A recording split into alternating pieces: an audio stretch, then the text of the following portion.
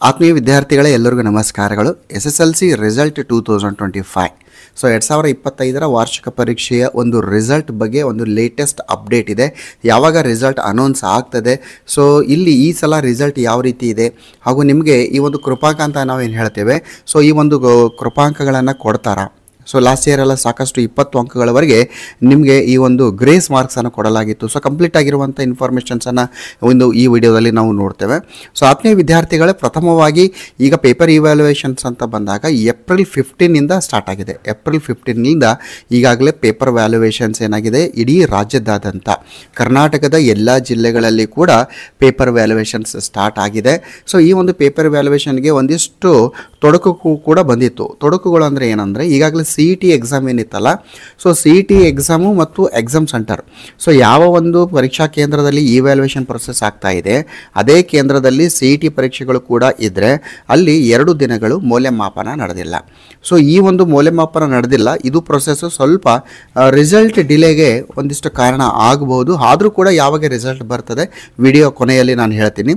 So next ಏನಾಗಿದೆ ಅಂದರೆ, ಈ ಸಲ ಆಲ್ಮೋಸ್ಟ್ ಪೇಪರ್ ಇವ್ಯಾಲ್ಯೂಯೇಷನ್ಸು ಕಂಪ್ಲೀಟ್ ಆಗಿದೆ.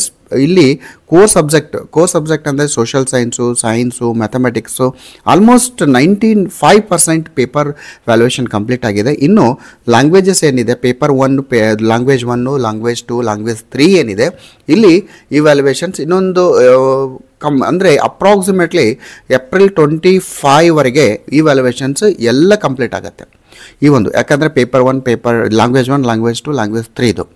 ಸೊ ನೆಕ್ಸ್ಟ್ ಏನಿದೆ ಅಂದರೆ, ಈ ಒಂದು ವ್ಯಾಲ್ಯೂಯೇಷನ್ಸ್ ಬಗ್ಗೆ ಒಂದು ಅಪ್ಡೇಟ್ ಅಂತ ನೋಡಿದಾಗ ಯಾಕೆ ಈ ಒಂದು ಪ್ರೊಸೆಸ್ ಸ್ವಲ್ಪ ಲೇಟ್ ಆಗ್ತಾ ಇದೆ ಅಂದರೆ, ಹಾರ್ಡ್ಲಿ ಏನಂದರೆ 7 to 8 ಡೇಸ್ನಲ್ಲಿ ಮುಗಿಬೇಕು. 10 ಡೇಸ್ವರೆಗೆ ಇವ್ಯಾಲ್ಯೂಯೇಷನ್ ಆಗ್ತಾ ಇದೆ. ಅಂದರೆ ಏಪ್ರಿಲ್ 15ನಿಂದ ಏಪ್ರಿಲ್ 25ವರೆಗೆ ಹೋಗ್ತಾ ಇದೆ.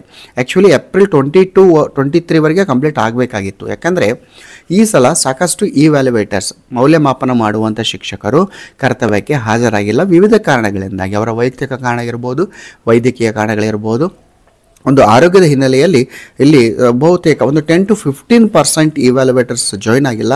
ಅದಕ್ಕಾಗಿ ಏನಾಗುತ್ತೆ, ಈ ಒಂದು ಇವ್ಯಾಲ್ಯೂಯೇಷನ್ ಪ್ರೊಸೆಸ್ಸು ಒಂದು 2 to 3 ಡೇಸು ಎಕ್ಸ್ಟೆಂಡ್ ಆಗಿದೆ ಇದು. ಸೊ ನೆಕ್ಸ್ಟ್ ಇನ್ನೊಂದು ಏನಂದರೆ, ಈಗಾಗಲೇ ಎಕ್ಸ್ಟರ್ನಲ್ ಮಾರ್ಕ್ಸ್ ಅಂತ ಹೇಳ್ತೀವಿ. ಇಂಟರ್ನಲ್ ಮಾರ್ಕ್ಸು 20 ಅಂಕಕ್ಕೆ ಶಾಲಾ ಮಟ್ಟದಲ್ಲಿ ಎಂಟ್ರಿ ಆಗಿದೆ.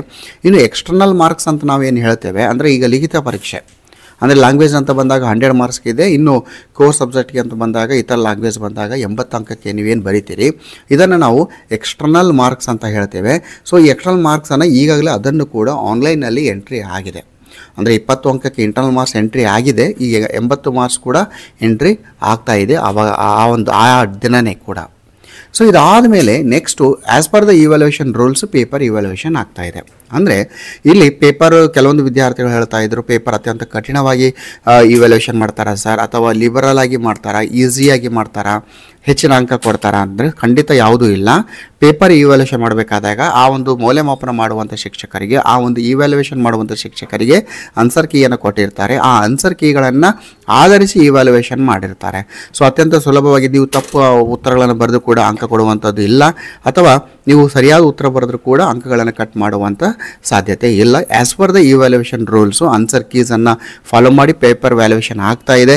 ಸೊ ಈಗಾಗಲೇ ಆನ್ಸರ್ ಕೀಸನ್ನು ಈಗಾಗಲೇ ಡಿಪಾರ್ಟ್ಮೆಂಟ್ ಬಿಟ್ಟಿದೆ, ಅದನ್ನು ನೀವು ಕಂಪೇರ್ ಮಾಡ್ಕೊಳ್ಳಿ. ನಿಮಗೆ ಎಷ್ಟು ಅಂಕ ಬರ್ಬೋದು ಒಂದು ಅಂದಾಜು ನಿಮಗೆ ಖಂಡಿತವಾಗಿ ಕೂಡ ನಿಮಗೆ ಸಿಗ್ತದೆ.